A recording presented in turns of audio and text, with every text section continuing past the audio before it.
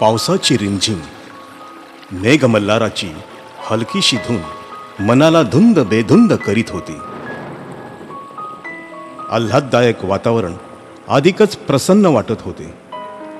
अन इतक्यात घणसोली गावच्या कौलाळीतील पाटील कुटुंबाच्या मल्हार निवासस्थानातून एक महिला साखर वाटीत बाहेर आली.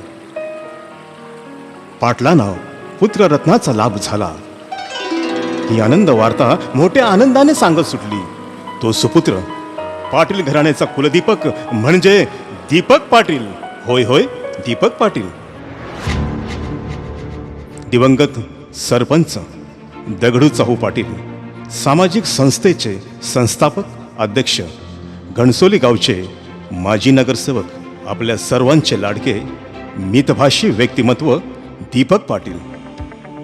आज रोजी दीपक पाटील हे 50व्या वर्षात पदार्पण करीत आहेत. चला तर मग या सुवर्ण महोत्सवी सोहळ्याच्या निमित्ताने त्यांच्या कार्याचा मागोवा घेण्यासाठी माझ्या मागोमाग आपल्या वडिलांच्या पावलावर पावलं टाकीत वडिलांकडून मिळालेला जनकार्याचा वारसा अंगीकारल्यामुळेच नवी मुंबई महानगरपालिकेच्या सन 1995 साली झालेल्या सार्वत्रिक निवडणुकीत घवघवीत यश संपादन करून प्रथम नगरसेवक म्हणून विराजमान झाले आणि खऱ्या अर्थाने त्यांच्या राजकीय कारकिर्दीला सुरुवात झाली ती आजतागायत. आपल्या राजकीय कारकिर्दीत अंगी असलेल्या गुणसंपन्न प्रतिभेच्या बळावर त्यांना अनेक पद भूषवण्याचा बहुमान मिळाला. त्या गोष्टींचा उल्लेख करायचा झालाच तर ते नवी मुंबई महानगरपालिकेचे आरोग्य समितीचे सभापती, काँग्रेस पक्षाचे पक्षप्रतोद, नवी मुंबई जिल्हा काँग्रेस कमिटी प्रवक्ता, घणसोली युवा काँग्रेस कमिटी सचिव, नवी मुंबई महानगरपालिका स्थायी समिती प्रथम सदस्य, घणसोली ऐरोली ब्लॉक काँग्रेस कमिटी अध्यक्ष, महाराष्ट्र प्रदेश काँग्रेस कमिटीच्या माध्यमातून खोपोली जिल्हा काँग्रेस कमिटी निरीक्षक, असं एक नाही तर अनेक पदभार त्यांनी व्यवस्थितरित्या सांभाळून आपल्या कार्याचा ठसा जनसामान्यांच्या मनामनात उमटविला आहे. हे सांगताना खरंच अभिमानाने ऊर भरून आल्याशिवाय राहत नाही.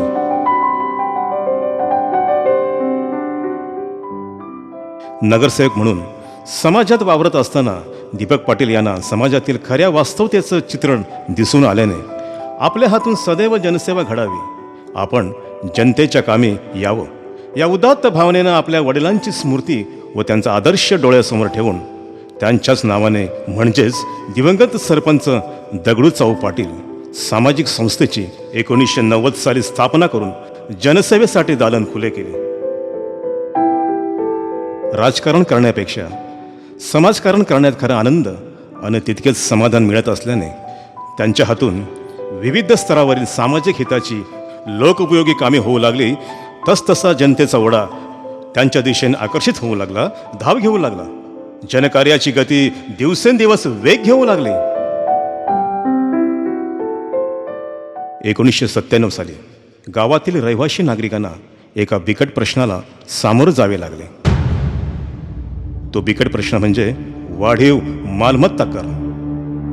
या प्रश्नातून नागरिकांना मुक्त करण्यासाठी कसलाही विचार, कसलीही तमा न बाळगता केवळ जनतेला न्याय मिळण्यासाठी दीपक पाटील आमरण उपोषणाला बसले. या कार्याची खबर त्यावेळचे विधानसभेचे विरोधी पक्षनेते सन्माननीय मधुकरराव पिचड यांना लागताच ते स्वतः येऊन दीपक पाटलांची भेट घेऊन विचारपूस केली. आत्मीयता उरी तळमळ खरी असल्याने अखेर प्रशासनाला नमते घ्यावे लागले व या उपोषणाला यश मिळाले.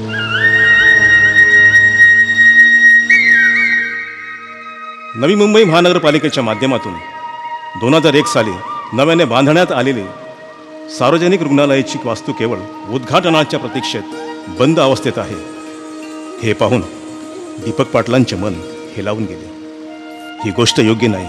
या गोष्टीचा जाब प्रशासनाला विचारला आणि योगायोग असा की त्यावेळी आरोग्य समितीचे सभापती असल्याने त्यांनी ह्या प्रकाराचा छडा लावून सदर रुग्णालय जनतेसाठी खुले केले.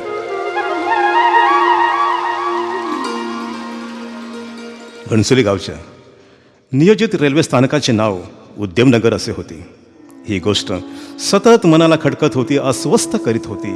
हा प्रकार गावकऱ्यांच्या लक्षात आणून त्यांना प्रेरित करून पुढाकार घेत रेल्वे प्रशासनाच्या पाठपुराव्यांती सदर रेल्वे स्थानकाचे नाव उद्यमनगर रद्द करून घणसोली असे मंजूर करून घेण्याकामी दीपक पाटलांचा सिंहाचा वाटा आहे. महाराष्ट्र राज्य विद्युत मंडळाने सन 2001 मध्ये नवीन पद्धतीचे विद्युत मीटर बसविले होते. सदर मीटर हे अधिकच जलद गतीने फिरत असल्याने वीज बिलामध्ये वाढ होऊन वीज ग्राहकाला जास्त बिल यायचे. या जाचक प्रकारामुळे नागरिकांमध्ये असंतोषजनक संतापाची लाट उसळली.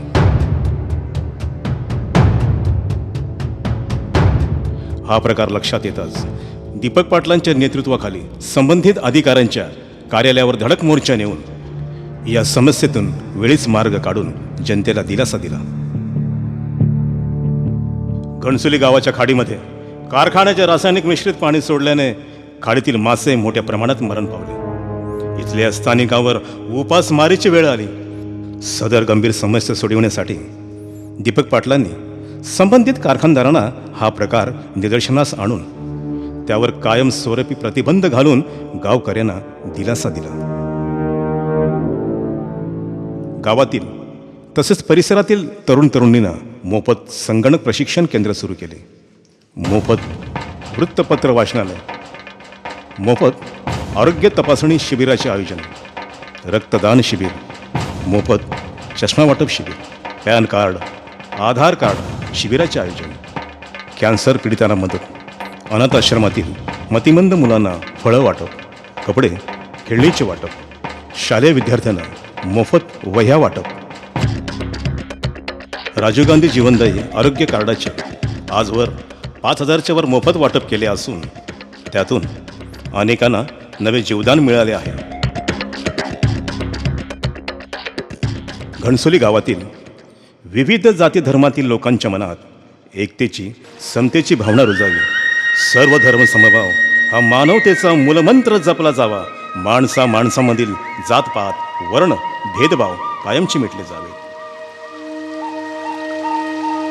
घणसोली गावाच्या बाजूलाच असलेल्या व खाडीकिनारी वसलेल्या तळवले या गावात जाण्याकरिता सुखकर असा रस्ता नव्हता. तेथून ये जा करणाऱ्या नागरिकांची खूपच गैरसोय होत आहे हे समजताच दीपक पाटील यांनी आपल्या सहकाऱ्यांच्या श्रमदानातून तो रस्ता बनवून दिला.